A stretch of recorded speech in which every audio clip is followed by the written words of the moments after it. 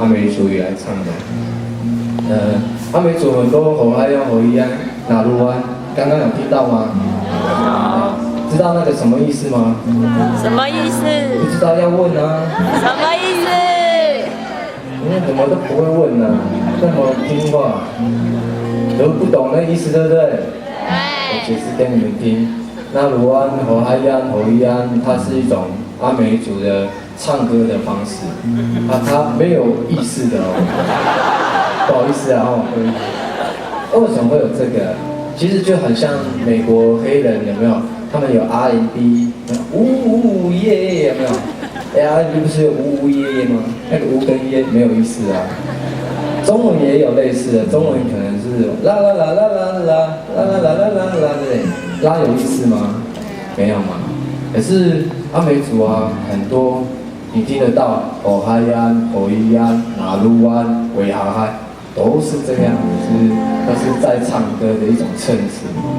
其实我们的老人家说，当你唱歌没办法用语言来唱出心中最想唱的那个开心，或者是心中最想唱的那个难过，没办法用语言来形容的时候，就要用吼嗨呀、吼咿呀、哪路啊来唱，这样懂哦？哦。也不用回家用酷狗查，这边解释完毕了。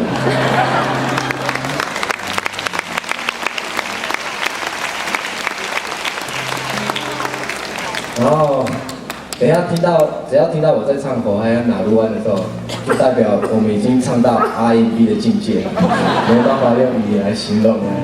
然后接下来这首歌，整首都在 R&B 的，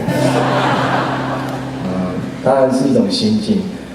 这首歌叫《奇雨的妇人》，然后是为了纪念部落里面非常有大爱的老人家，也谢谢各位给你们听这首歌《奇雨的妇人》。